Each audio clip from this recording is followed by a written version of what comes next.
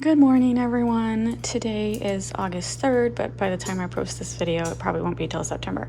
It's my husband's birthday, so I got up early to make him a birthday cake.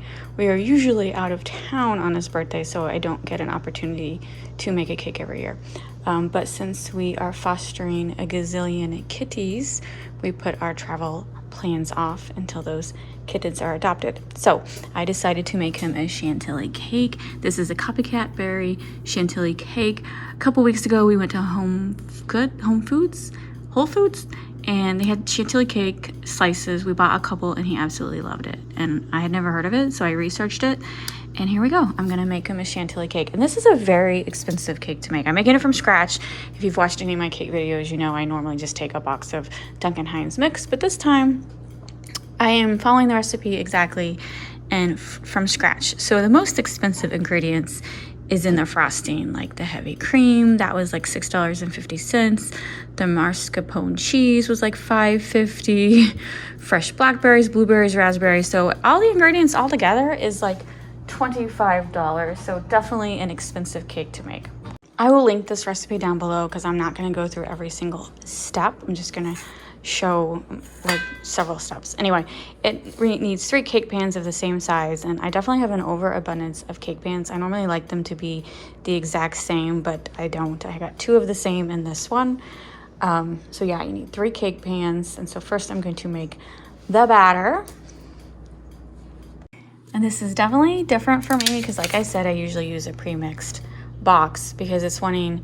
So I'm going to mix the flour, sugar, baking powder, and salt and baking soda, and then add the stick of butter 1 tablespoon at a time. Usually you whip the butter and the sugar together, not with the flour. So definitely different, but that's okay. I'm going to follow these directions exact.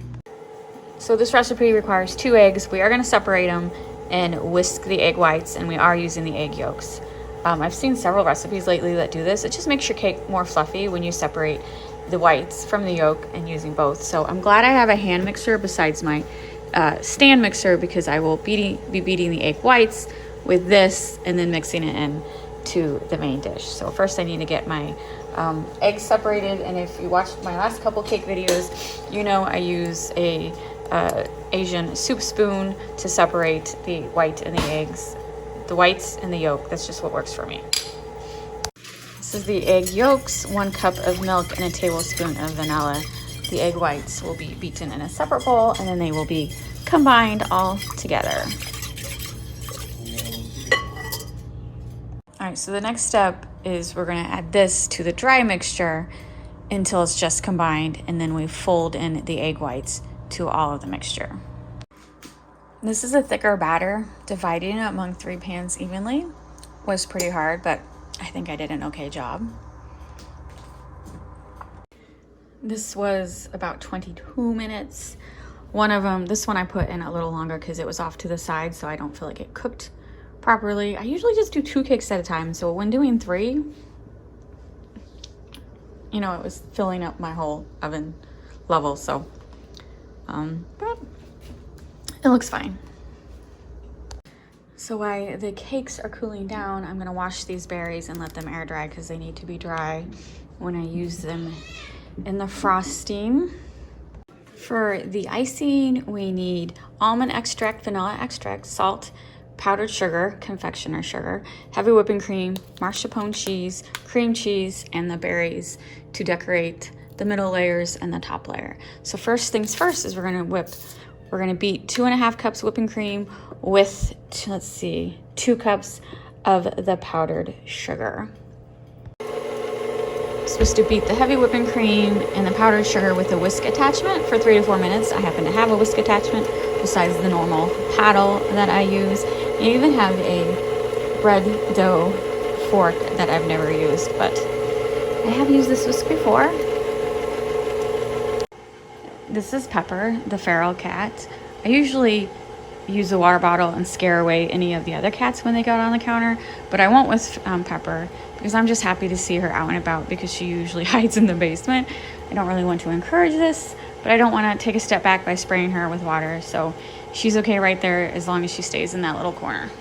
All right, so this is the homemade whipped cream. I think let's see if it's got stiff peaks. It's getting there. Let's just do like 30 more seconds. And then we're gonna add 8 ounces of cream cheese and 4 ounces of the mascarpone cheese. This was 8 ounces, so I'm just gonna split half, and then almond extract, vanilla extract, and a little bit of salt. Okay, that looks good. Let me add the other ingredients. I absolutely love the smell of almond extract. It smells so good. So we can get this combined. What? I'm making a cake. Do you mind? Did you wish Robert a happy birthday? Okay, good. Go wish Robert a happy birthday. So we're basically gonna put a cup of frosting on each layer, spread it out, and then line it with berries. Second layer. I'm only decorating half the cake with berries. That's what they did. Oh my God, such a loud girl. Yeah, you are. And so I actually had more berries than I needed. In the beginning of the video, I was worried I didn't have enough berries, but maybe I used them sparingly. We'll just snack on those later. I don't want to use these raspberries because they're kind of mushy. But I think it looks pretty darn good. I really hate working with whipped cream. I kind of see little spots. I don't think I whipped it long enough the second time because I was just so paranoid about it deflating. But it tastes really, really good. Now I'm just gonna put it in the refrigerator for it to harden up. We're gonna go out to lunch, and then when we come back from lunch, Robert will eat his birthday cake. All right, this icing is so good. Robert's trying it. I'm not having a piece yet because honestly, I licked the bowl for the batter. I licked the bowl for the icing. Nutmeg wants a piece. So what do you think? It's really good. Does it taste like the Whole Foods one? It does, actually. Good. This is good. Did I put enough berries in the middle? You did. Man, these are a lot less. Robert cannot eat in peace. It does look good, but it's definitely a cake that needs to be refrigerated. The recipe's like, oh, you can let it sit out for a day. No, it needs to be constantly refrigerated with this whipped cream frosting.